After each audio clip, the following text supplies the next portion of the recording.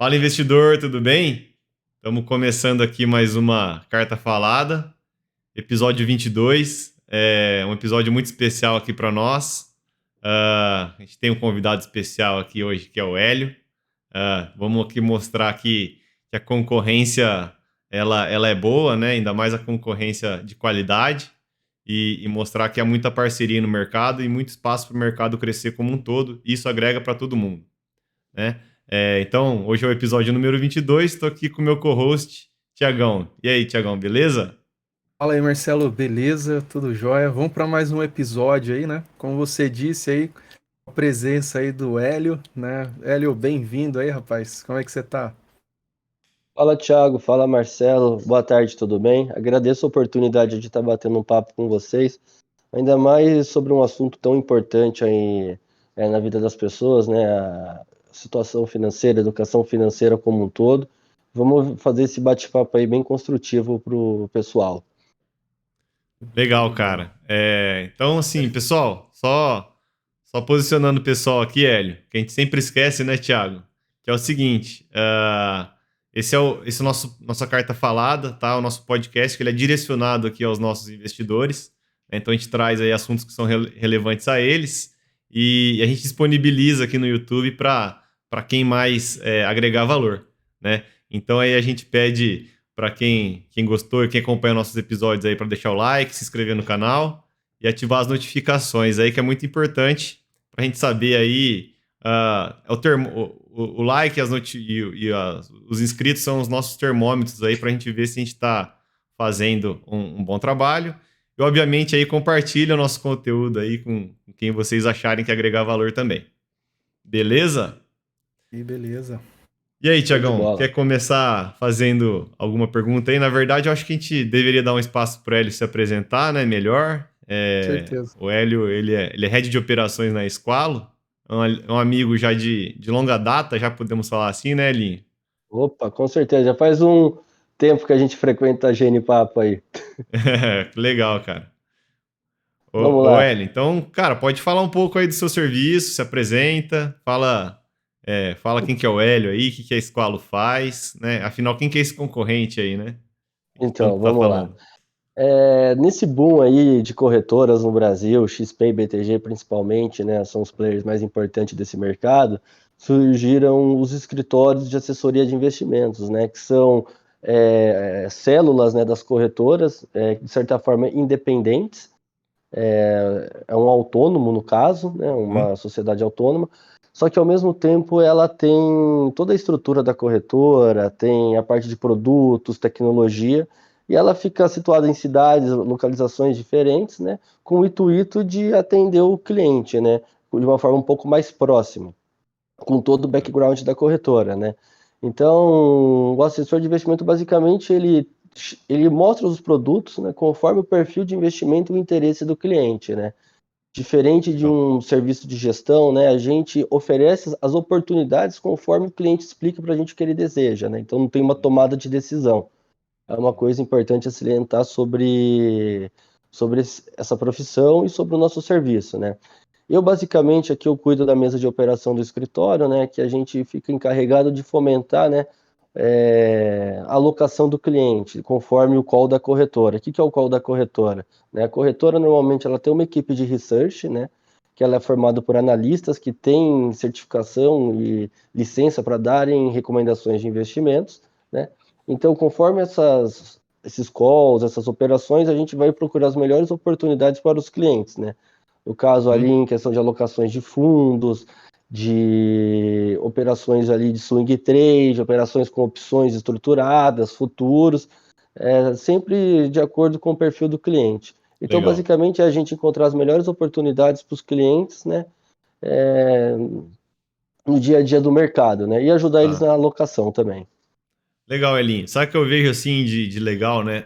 É que são perfis diferentes, né, de investidor. Investidor que ele. Você até citou a gestão, mas o investidor que vai atrás da gestão, o investidor que vai atrás de um serviço de agente autônomo, eles têm perfis diferentes normalmente, né?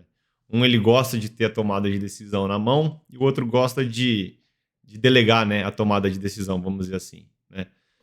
Mas eu acho que o interessante é que no mercado tem prestador de serviço para tudo quanto é gosto, né, o Elinho? Cara, exatamente. Tem o cliente que ele quer estar mais ativo, então tem muito cliente, pô, que ele quer participar ali da tomada de decisão. Então, assim, às vezes ele não conhece toda a gama de produtos, né?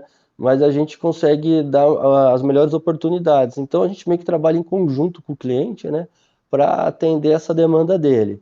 E tem também o cliente que ele, por exemplo, médico, empresário, às vezes ele quer se abster dessa responsabilidade e ele fica com o dinheiro concentrado sobre uma gestora, né? Que muitas vezes ali ela corresponde ao perfil do cliente, sobre questão de alocação, risco, tudo mais, né?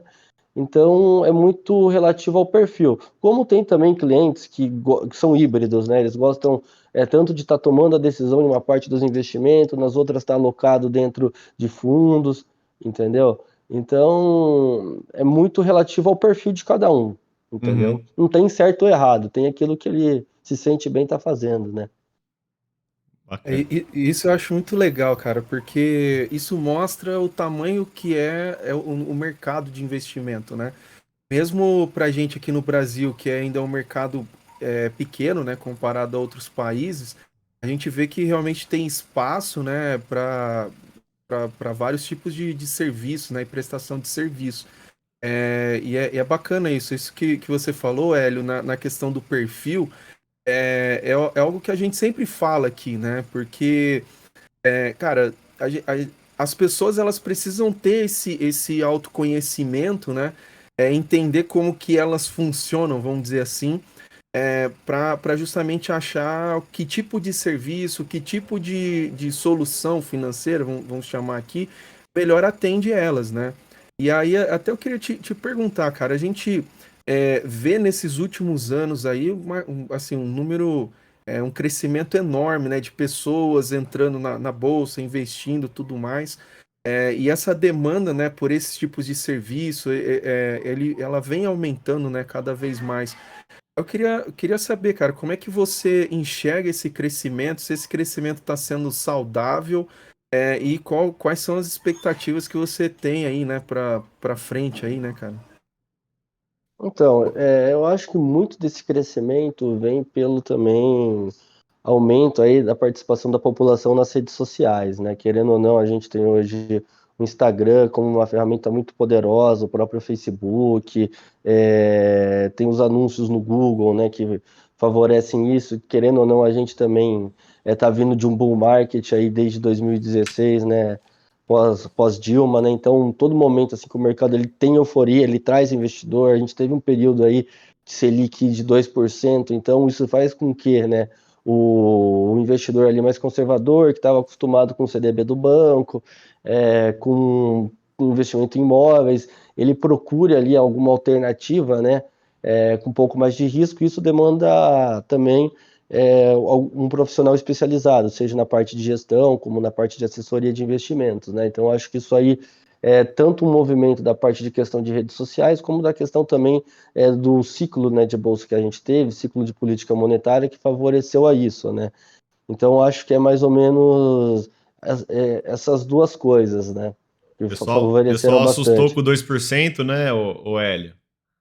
Oi? O pessoal assustou com 2% A- e assistindo o Assustou? Thiago Nigro não tem como tomar outro caminho, né? Não, não tem. Os 2% ali, o pessoal falou, pô, eu preciso fazer meu dinheiro acontecer, né? E assim, né? A gente tá vendo como tá nos Estados Unidos hoje. A gente teve dinheiro de graça lá por muito tempo. Você teve uma hipervalorização de ativos, né? Olhando para criptos, tech. E a gente vê, né, que quando o mercado começa a demandar liquidez, né? A gente tem um ajuste, né, de valor nos ativos, né? É. Então, Lembrando que 2% eu, que a gente tá falando é taxa de juros, né, o Elinho? isso, exatamente. Então, acho que em todo momento, né, que a gente tem esse dinheiro de graça, basicamente, né, a Dinheiro de gente helicóptero, tem né, que o pessoal procura fala. por ativos de risco, e assim, né, a gente viu no que dá, né? Então, acho que é muito questão Eu de não sei ciclo como, mesmo. de Eu não sei ciclo. como você viu isso, Hélio e Thiago, mas na minha análise, né, nos Estados Unidos a gente teve esse dinheiro de helicóptero que o pessoal fala, que a gente teve também, né? Mas lá parece que o tiro foi muito maior do que a economia precisava, né? Então, aqui no Brasil a gente de fato tinha pessoas aí passando fome, né? Então a gente precisa de assistencialismo em momentos como esse, né? Mas a gente vê que nos Estados Unidos chegou uma hora que esse cheque, né, que chega lá mensalmente, aqui a gente está até na frente deles, né? Porque aqui a gente teve o governo digitalizou aí as contas e foi um movimento interessante. Lá muita gente recebe um cheque ainda em casa, né? Todo mês, do governo. E a gente viu que por opcionalidade, as pessoas lá pararam de trabalhar, né? Então, acho que lá foi um pouquinho a mais do que aqui. Mas aqui a gente também teve essa inflação de ativos, né? Não sei como que você olha isso, Hélio. A gente não refletiu ainda tanto, né? Na bolsa nossa, porque ela está descontada ainda em relação ao patamar pré-pandemia, né? Mas se você for comprar uma casa hoje, por exemplo, uma casa nova, você vai pagar aí muito mais caro do que você ia pagar, né, no pré-crise, né? Então, acho que já está chegando alguns ativos nessa inflação aqui. Então, é que eu entendo de uma forma, né? A gente está passando por um momento de inflação global, né? Só que Uhum, assim, a gente tem uma diferença. Nos Estados Unidos, eu enxergo que ali foi uma questão de liquidez, né? E agora, mais com a questão da guerra, né? A gente tem também um reflexo das commodities direto na inflação. Mas no Brasil, eu acho que é muito mais pela questão da dolarização das commodities. Eu acho que assim, que o BC perdeu a mão no câmbio, né? Errou na política monetária, tipo, isso a gente vê que é claro, né? Pô, uma moeda como o real desvalorizar 4% no dia, 15% na semana, é um negócio, tipo, estrondoso, né? uhum. E assim, o BC dando o Selic terminal de 12,75, depois ele vai lá, volta atrás, ou seja, mostra assim que o BC virou uma âncora cambial. Então, eu acho que Uhum. assim, o impacto de inflação hoje nosso é muito mais em relação a câmbio, né? Porque se a Tá. gente pegar nos Estados Unidos, a gente tem os indicadores econômicos fortes, resilientes, né, que mostram a atividade aquecida. No Brasil, aqui, a gente pegar o varejo saiu forte agora, saiu hoje, o último também saiu, só que antes disso, o varejo estava negativo, acho que em 2% anualizado, 1%. A gente pega a indústria está bem para trás, setor de serviços recuperou bem, mas assim, a gente vê que a economia ainda aqui ela está um pouco, ela está patinando. Os números têm melhorado, né? Mais do que a expectativa do mercado, que estava bem pessimista no passado, mas eu entendo que a inflação hoje aqui, nossa, é muito mais uma questão de uma inflação de câmbio, Aham. de problema também na questão das cadeias produtivas, insumos, tudo de Posso oferta. traduzir para o pessoal, Elinho? Pode, Um desculpa. pouquinho? Não, o que o Hélio quis dizer é, assim, é que o Banco Central, a gente teve essa queda, né, no momento antes da crise, a gente estava ali no patamar de, sei lá, 7%, uma taxa Selic, e a gente foi até 2%, né? Então, essa queda foi muito brusca, né? Então, ele acelerou demais na descida e ele demorou demais na subida, né? E quando ele demorou para subir essa taxa de juros, né, ele teve que sinalizar, né, que ele ia subir muito, ou o mercado já precificou, né, que essa taxa subiria muito e foi pressionando, né, o Banco Central. E o que o Hélio acabou falando também é que o Banco Central hoje como a nossa inflação está muito ligada ao dólar, né, e o Banco Central ele tenta segurar a inflação através desse movimento de taxa de juros que ele está fazendo agora para cima, basicamente a gente está lutando contra o câmbio, né?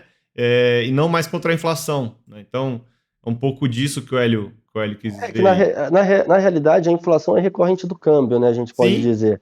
Porque Uhum. se você pegar, por exemplo, o call de NTNB, que é NTNB, né, para o pessoal que não conhece, é o título público indexado à inflação.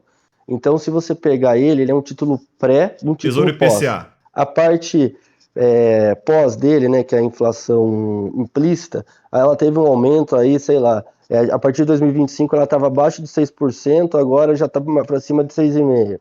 Né? A gente tem inflação de 2023 que estava para baixo de 7, já está em 8, né? Então a gente e tudo isso foi nessa disparada do câmbio aí.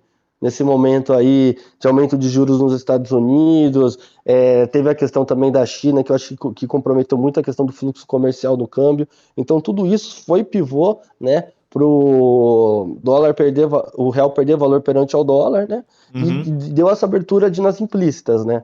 Então acho que é uma coisa meio que recorrente da outra, entendeu? E esse que era o meu medo, né, o BC ficar com o câmbio como âncora cambial, né. Porque aí você, puta, Mas esse é um movimento. Ô, um Hélio, você não negócio acha que a complicado. inflação é um movimento meio que global, assim, cara? Sim, mas no Brasil é mais por questão. Não vejo como questão de liquidez, igual nos Estados Unidos, né? Uhum. Porque você pegar nos Estados Unidos, eles estão num processo lá fora do aumento de juros, né? Eles têm que fazer a diminuição do balanço do Fed, né? Que é basicamente eles venderem por mês, acho que é 90 bi em ativos, 90 bi de dólares em ativos. Sendo, acho que 30, eu não lembro a porcentagem correta, mas é uma parte treasury e outra parte é título hipotecário, né? Então ele tem que vender esses títulos no mercado para tirar liquidez. E no Brasil a gente não está nesse processo de questão de liquidez. É muito mais Sim. uma questão de câmbio e a questão da gente ser muito refém, a questão das commodities, né, Uhum. dolarizadas. Então, e claro, teve a situação global, né, que hoje também a guerra também está pegando nos Estados Unidos. A gente teve o preço da gasolina ali em patamares nos Estados Unidos que a gente nunca viu antes, né, tem inflação lá alta, mas em situação de Brasil eu vejo muito mais questão de câmbio para a questão da inflação. Nos Estados Unidos eu vejo questão de liquidez, em outros, na Europa também, é, a questão das commodities. Então acho que cada um tem um sintoma um pouco diferente em relação à inflação, entendeu? Legal. Bem bacana, cara. Mas assim, até a pergunta para os dois aí, né? Vocês acham que o que os governos têm feito, né? Tanto o governo americano como o europeu aí, os caras estão respondendo de maneira rápida ou estão cometendo o mesmo erro que a gente cometeu aqui, cara? Quer Olha, responder, Elinho?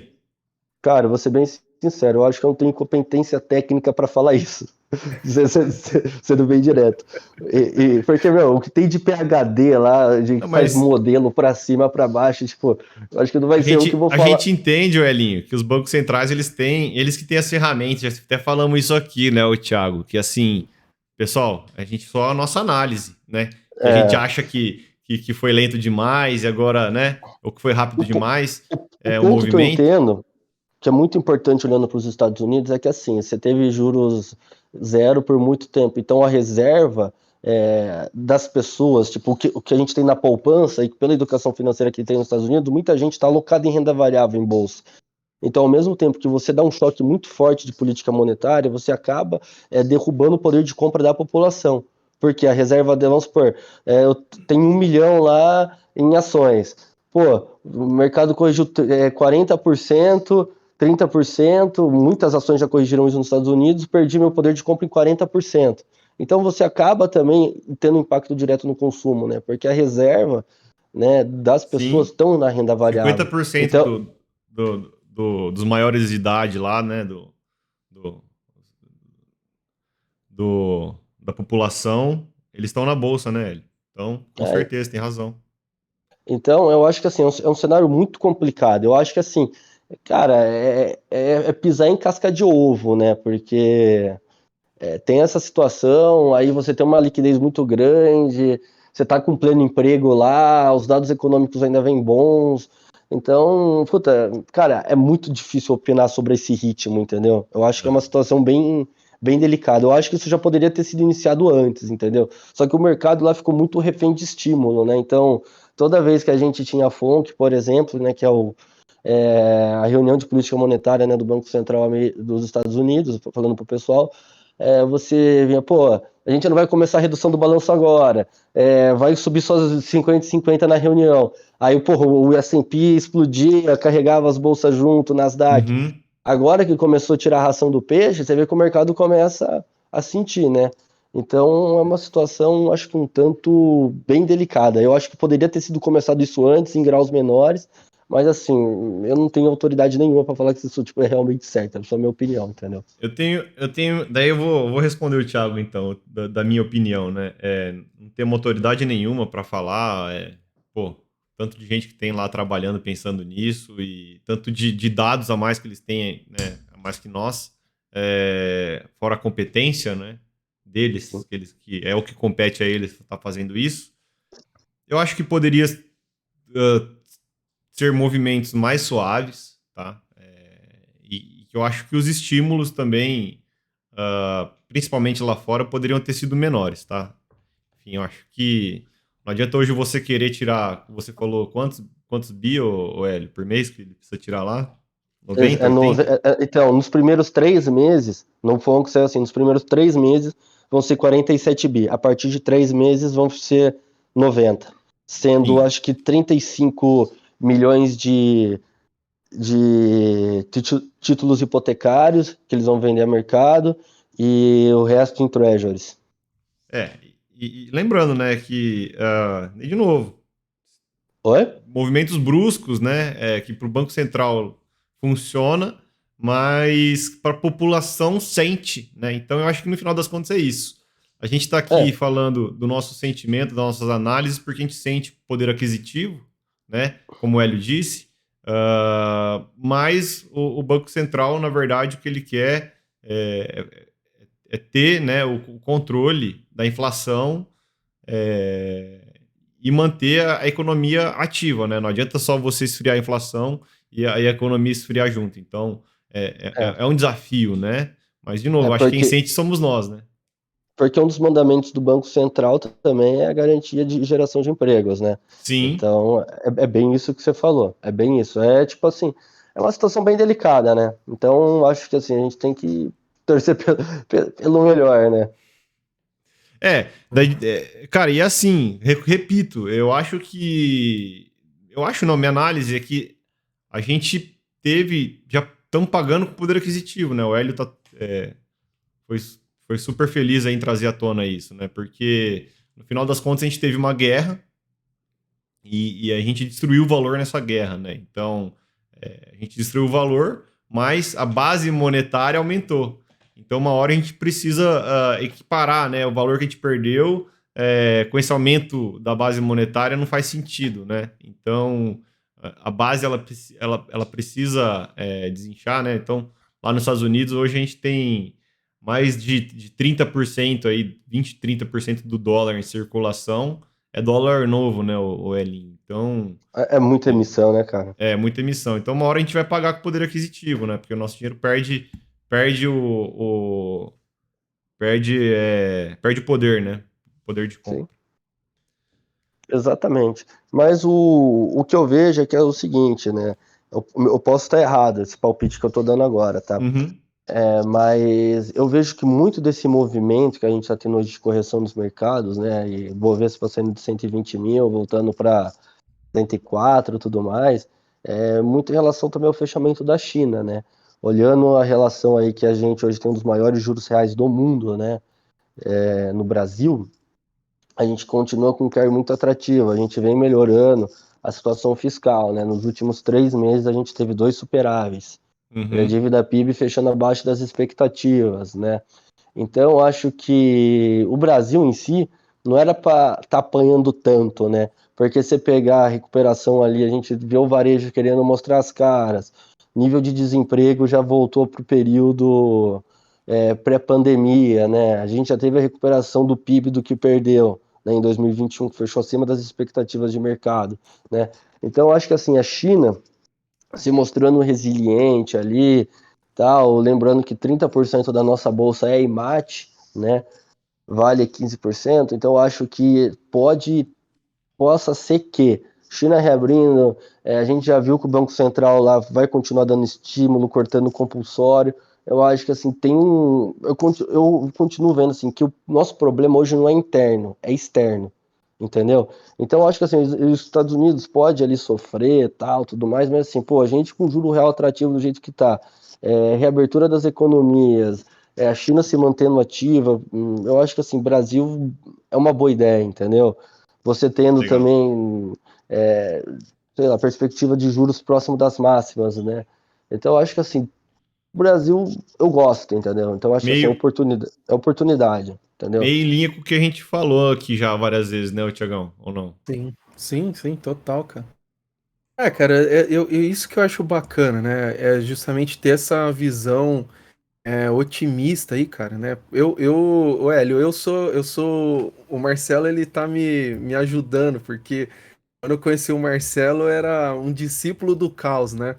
Eu não era o cara que disseminava as profecias, mas eu gostava mais de acompanhar aí, né, os caras que ficam falando aí que, pô, vai quebrar tudo a qualquer momento, agora descambou, agora foi. E é engraçado, né, cara, porque essa galera continua ainda, né? E aí aqui conversando com o Marcelo, né, e algo que o Marcelo sempre fala aqui muito sobre essa questão até mesmo do super ciclo de commodity, né? Que é um negócio que a gente comenta bastante aqui. E, cara, quando você começa a entender um pouquinho mais sobre isso, é, pô, eu falo assim, para quem está investindo, traz uma certa tranquilidade, né? Não sei se é essa palavra mais correta aí, né? Assim, a gente começa realmente a acreditar mais, né, no nosso país, você começa a entender mais qual que é o papel do nosso país, né, na economia global, tudo mais, e eu vejo que algumas coisas começam a fazer um pouco mais sentido aí, né? Não sei se o meu comentário aqui tá correto aí, mas é mais ou menos assim a minha percepção e o meu sentimento aí, cara. Não, com certeza. Eu compartilho disso e até jogar uma bola agora pro Marcelo, que eu sei que ele conhece mais, que a minha praia é mais juros, indicador, essas coisas. Mas olhando, até isso aí vale que eu estou estudando para fazer aqui alguma operação no escritório com opções.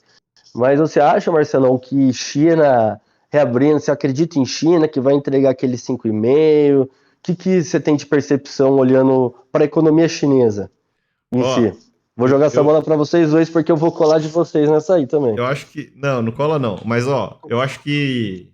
Acho que é interessante que eu tava lendo esses dias. Esses dias, não, essa semana. Ou final de semana, eu não sei. Que, pô, o problema lá da China é que eles vão crescer pouco, né? Não quer dizer que eles não vão crescer, quer dizer que eles vão crescer pouco. Então, eles têm ali dos menores problemas, né? Mas hoje eles têm essa política de Covid zero, que eu acho que dá de novo. Eles têm gente, o governo ele tem interesse na economia, pessoal. Então, com certeza ele faz os cálculos dele lá, ele acha que é mais barato fechar, né? A gente acaba pagando a conta, mas, de novo, eu acho sim que a China ela tem essa capacidade de continuar crescendo, né? Até porque ela não tem barreiras regulamentares para fazer isso, né? Então, se ela precisa regulamentar um setor para continuar crescendo, dar uma canetada, né? Então, a gente vê muito o minério, ah, chegou a bater 20, 30% a mais o valor que ele está hoje, né? E se a gente for olhar, o setor imobiliário lá que está em desenvolvimento, né, corresponde a 20% da economia. Então, como é que você vai tocar esses projetos? E isso também, não só imobiliário, mas como infraestrutura no mundo inteiro, né, Hélio? Está em desenvolvimento, né? A gente tem projetos, planos de infraestrutura pelo mundo todo. Então, a China está de olho. Então, por exemplo, assim, ela regulamentou ultimamente, ela deu um alerta, né, para o pessoal que estava fazendo reserva de minério, e por isso que o minério ele voltou. Mas se esse pessoal estava fazendo reserva, porque eles entendem que vai vir uma demanda forte por isso, né? Então a gente viu aqui no Brasil, cara, esses projetos de Isso aí infraestrutura eu não bombando. sabia. Então, no final das contas, ô Hélio, se o pessoal se vai ter um ciclo de infraestrutura, a gente não está no começo do ciclo a gente não está no final, no meio do ciclo de commodity, né? Eu acho que o medo das pessoas aqui em relação ao Brasil é se o mundo vai sustentar, né? Essas commodities em all-time high, mais ou menos, quase all-time high, né? Se você pegar o SPGSCI lá, que é o índice de commodity do S&P, ele está em quase all-time high, né? Então, será que o mundo sustenta isso? Aí, se sim, o Brasil é um grande produtor dessas commodities. A China vai seguir, cara. Depende de muita coisa, né? Depende desses fechamentos. Mas, de novo, eles têm as ferramentas lá e de novo, falando de balança comercial, né? Você falou, pô, índice de materiais, mas primeiro que a gente não tem só o mercado da China para endereçar, né, nosso minério. A China também não compra só minério, compra bastante proteína animal, enfim, entre outros bens aí. Eu acho que o Brasil é bem posicionado, cara. Não sei se falei demais, pessoal, mas Não, eu acho show que o de Brasil é bola, pô. bem posicionado, Hélio. No final das Me- contas, a gente tem. Para mim, a gente tem um futuro promissor aí. pô, O mundo precisa de infraestrutura. Não sei como que você vê isso aí também. não, cara, eu acho que muito boa essa análise, me deu uns insights bons, né? A relação da reserva, a relação também da canetada, né? Se falando em China, né? Que eles Uhum. podem dar o jeito deles lá, né? Aham. Mas eu acho que é bem legal, né? Tem a questão do agro também, né? Que são os parceiros comerciais bem fortes, né? Então eu Uhum. acho que faz sentido. Minha única preocupação é a questão de uma inflação global, né? Como a gente estava falando no início do podcast aqui, né? E a inflação global me preocupa, porque se tiver um desacelero nas economias, né? Querendo ou não, essas commodities tendem a dar uma recuada, né? Então, acho que é um cenário bom, né? Mas tem esse risco no meio do caminho. Então, acho que é muito bom acompanhar, né, as políticas monetárias dos bancos centrais, né? E acompanhando de perto os indicadores econômicos desses países, né? Desde produção industrial, PMI, enfim. Eu E acho a que gente é também bem exporta importante. juro real, né, o Elinho? Oi? A gente também exporta juro real, né? Commodity exporta inflação também, pô. Também. Mas eu digo assim, hoje, mesmo os Estados Unidos subindo juros lá, né? Se a gente está falando de Brasil, estamos falando de quanto mais dinheiro entrar aqui, melhor, né? Não, sim, né, nessa É, situação, com certeza, né? A gente tem um dos juros reais maiores do mundo, né? Então, nosso carry é muito atrativo. O cara olha para o Brasil, vai tomar. Se o cara olhar, por exemplo, uma NTNB ali, vai, 2025, ele vai tomar juro real de 5%, né? Nela. E quanto vai olhar no resto do mundo lá, ele vai estar tomando, sei lá, e é uma hoje grande Estados âncora, Unidos, né? hoje os Estados Unidos está com juro real negativo, eu acho que está entre 0,75 e 1. Não sei, mas deve estar com 6, 5% de juro É. real negativo aí nos Estados Aham. Unidos. E aqui, Então, assim, para nós é uma grande âncora, né, Hélio, da inflação, né?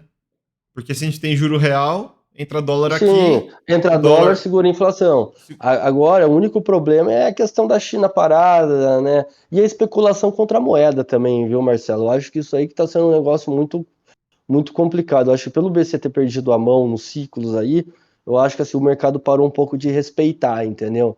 Então, a gente viu ali no último, na ata que saiu hoje do Copom, ela veio meio dove, né? Pela minha perspectiva, né? Do pouco que Uhum, eu, sim. que eu entendi, né? E mesmo assim, mesmo dove, os caras continuam puxando dólar, então. Não sei, entendeu? Não sei, tipo, ele dá É, uma hora Selic terminal de 12,75. Aí depois o ele fala momento que é vai ter mais um peculiar. aumento. Entendeu? Então, é difícil. Então, eu acho que ficou muito especulativo contra o real em si, entendeu? Então, não sei.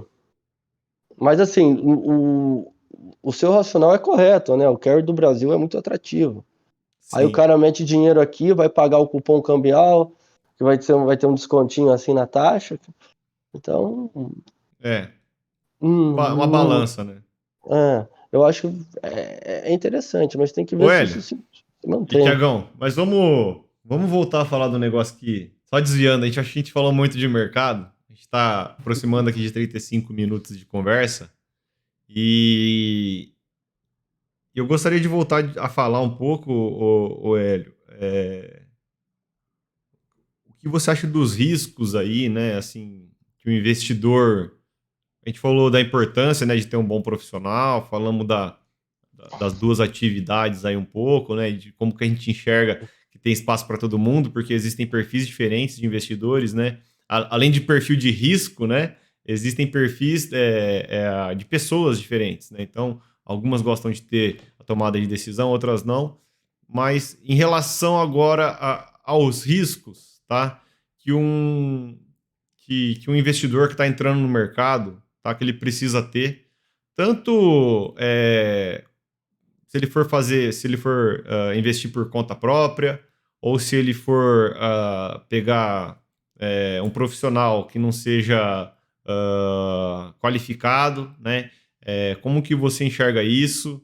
Se tem algum recado aí para dar para o pessoal? Você deve conversar bastante com o investidor. Sim. Fala aí um pouco para nós aí sobre isso. Cara, eu acho que o mais importante é você equilibrar a expectativa de resultado, entendeu? Na hora de investir.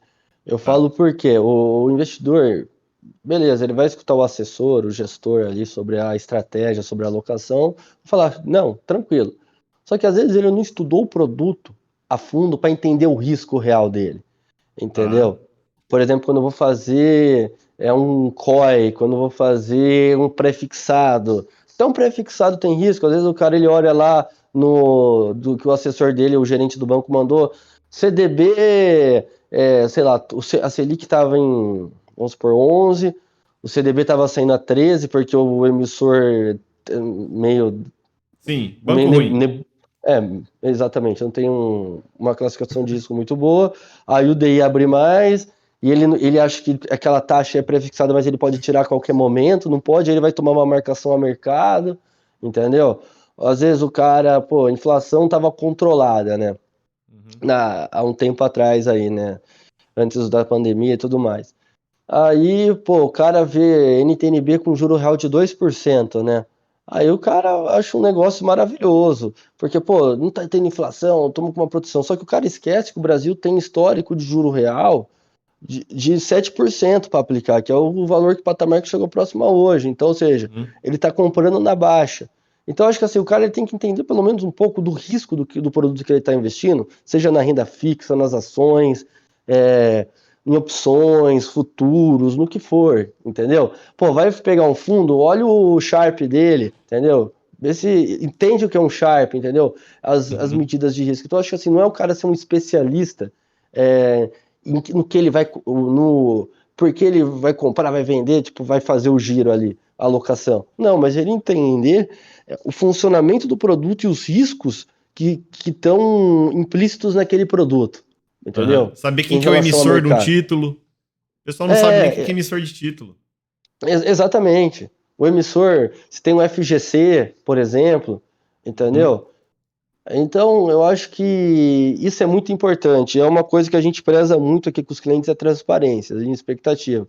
Então, ou seja, a gente não alavanca o cara sem ele só entender o que é uma alavancagem, por que ele está fazendo isso, entendeu? A Legal. gente, sim, a gente, igual vocês, né? A gente pensa em primeiro lugar no cliente, né? Então, eu acho que mas o cliente tem que fazer a lição de casa dele também, que é entender o risco do produto e como o produto funciona. Tecnicamente, a característica técnica do produto, isso é importante, entendeu? Por exemplo, pô, vou Legal. comparação, é fracionário, é lote cheio, entendeu? E entender, tipo, a dinâmica básica, assim, do mercado, entendeu? Isso é Legal. importante, para ele não ser preso de calça curta. O que que você achou aí, Tiagão? Eu Eu acho, achei legal a resposta do Hélio.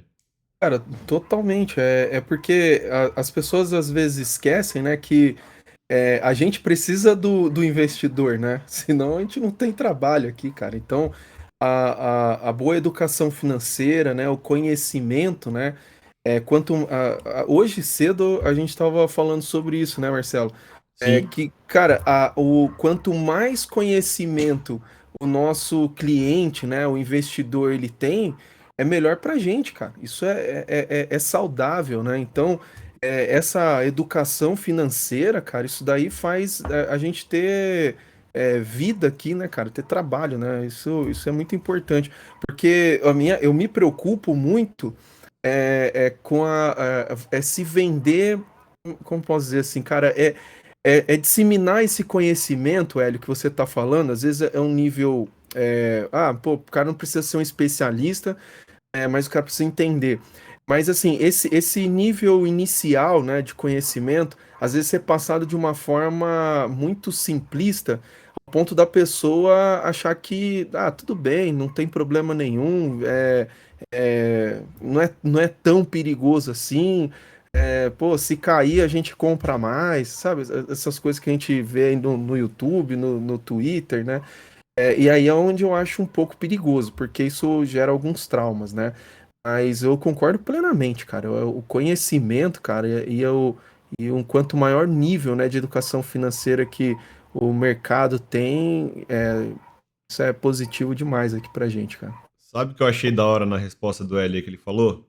Ele falou duas palavras, na verdade, uma palavra que precede outras duas, né? É expectativa de retorno e risco, cara. Você falou expectativa, depois retorno e risco. E eu acho que no final das contas, o Hélio, é super isso, cara. Né? Não adianta você falar que você é longo prazista e focar no curto prazo, né?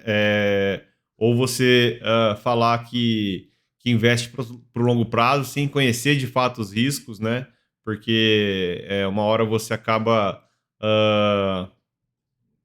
Seu perfil não vai condizer, né? Porque se você não conhece os riscos, por mais que a sua cabeça, né, esteja num longo prazo, uma hora você vai ter medo e vai sair, né?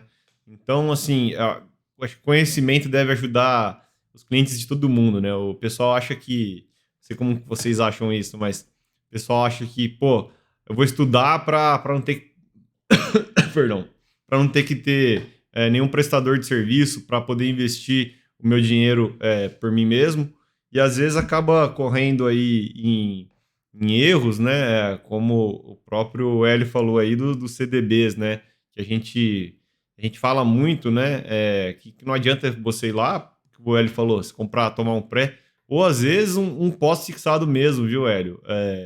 Lembrando que o FGC, falamos isso em off hoje, eu e o Thiagão, lembrando que o FGC ele não tem cobertura para 100%, né, do valor financeiro. Né? Ele tem cobertura para 99% das contas. Mas se a gente tiver uma crise financeira, de caráter financeiro, né, provavelmente o FGC vai ter. Né, ela vai quebrar também, vai ter rateio aí no pagamento, né? Então todo mundo vai acabar tomando muito mais desconto do que ter que sair de um título, de tomar uma marcação aí que você falou, sei lá, de 5%. Não vai ser nada comparado aí quando você tomar um 20%. Ou o pessoal mesmo comprando debenture, né? Achando que debenture é uma maravilha. E lembrando que debenture é para você ter uma carteira de debenture, assim como uma carteira de ações, né? E focar no risco, né? Então, fazer esse controle de risco. Não comprar. Dei um exemplo hoje pro Tiagão. O pessoal compra a debenture da rodovia Paraná-Panema-Nema e acha que vai. Que aquele 14 mais IPCA é o melhor negócio do mundo, que ela é um gênio e que isso é uma oportunidade escondida. Não, pessoal. Essa é uma debênture que você está pagando bastante, provavelmente por causa do risco dela. Né? Então, o Hélio Exatamente. falou Quanto tudo maior isso, a taxa no retorno e mercado, risco. maior o risco. Não tem almoço grátis. Com certeza, cara. Com certeza.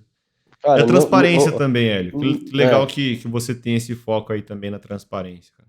cara, porque assim, eu não quero ter dor de cabeça, entendeu? O ponto é esse. Porque assim, se eu coloco o meu cliente ali num emissor ruim, ele vai ter o dinheiro ali com o FGC, beleza. Mas, cara, vai demorar 4, 5 meses, 6 meses, entendeu? Aí é uma burocracia, você tem que fazer processo junto com ele, então não vale a pena isso, né? Porque querendo ou não, você está perdendo tempo de trabalho ali, né? Você tá uma coisa Também. que não vale a pena, né? Então, eu acho que essa transparência é muito importante, né? É muito importante com o cliente, entendeu? E assim, eu acho que de toda forma também, né? O cliente, ele indo atrás de uma educação financeira, ele só está agregando para ele, né? Porque ele vai conseguir escolher um fundo melhor, conseguir escolher um produto melhor. Então, assim, ele só tem a ganhar. Então, qual que é a minha mensagem final? Nunca seja aquele investidor que fala, faz aí, tchau. Entendeu? Não. Tenta entender, seja chato, pergunte, entendeu? Não chato, seja curioso, entendeu? Sim. Com certeza. Legal. Cara, É isso, Tiagão? pô, é isso, cara. Eu achei muito legal o episódio hoje, porque acho que ficou muito claro aqui a importância da gente ter, né, bons profissionais trabalhando, cooperando, né? Ultimamente eu tenho gostado muito dessa palavra de cooperar. Nessa nossa jornada, né, que é construção de patrimônio, que é investir, né? Porque a gente aqui, né, falou muito sobre o mercado, sobre o macro, né? Economia global, né? Questão de juros, commodity, cara, um assunto denso. Isso mostra para aquela pessoa que está começando que, cara, esse universo de investimento ele é muito maior que simplesmente abrir lá o sitezinho da corretora, escolher um ativo, colocar um dinheiro e torcer para dar certo, né? É algo muito mais complexo e é legal, né? Então, e a gente conclui aqui falando justamente sobre a importância que é, né, a gente buscar conhecimento e também a importância da gente ter pessoas, né, mais uma vez, cooperando aí nessa nossa jornada aí, cara. Pô, excelente episódio. Obrigado aí, Hélio, pela participação aí. Foi sensacional, cara. Gostei muito. Pô, Thiago, eu que agradeço aí o convite seu e do Marcelo, tá? Eu fico muito feliz em participar, porque, pô, eu vejo que vocês estão fazendo um trabalho muito legal aí também, tipo, com princípio, né? Com um trabalho transparente, então acho que a gente tendo essa hegemonia aí é um negócio muito importante. Então acho que, pô, fico feliz, né, da gente estar agregando pro pessoal aí e eles terem uma saúde financeira aí bem proveitosa e saudável, né? Aham. Tentando entender dos produtos, conversando com vocês, conosco, tentando entender o que está se passando e sempre com foco no longo prazo. Eu acho que aí, pô, não tem erro, entendeu? Então, eu acho que foi um bate-papo bem bacana. Agradeço o espaço aqui para estar falando com vocês. Eu espero ter ajudado bastante aí o pessoal junto com vocês. Bacana. Cara, daí assim, agradeço aí, Thiago, como sempre. Agrega muito na nossa conversa aqui, não ia conseguir fazer sozinho. Valeu, Thiagão.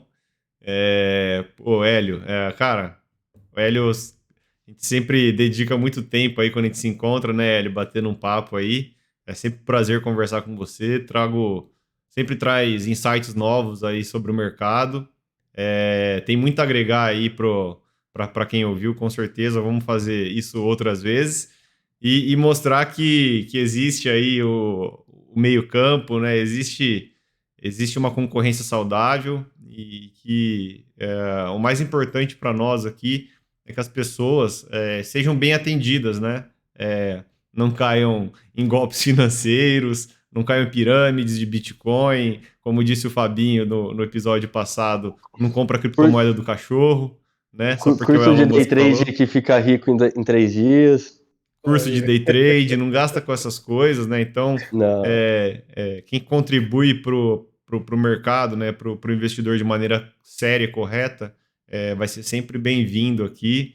E, de novo, velho, foi um prazer aí, cara. Tamo junto, Marcelão. Thiago, obrigado. Valeu. Boa semana e bons negócios para vocês. Pessoal, Pra um todos nós abraço e aí. até a próxima versão da nossa Carta Falada. Tchau, tchau. Valeu, Tamo tchau, junto, tchau. abraço.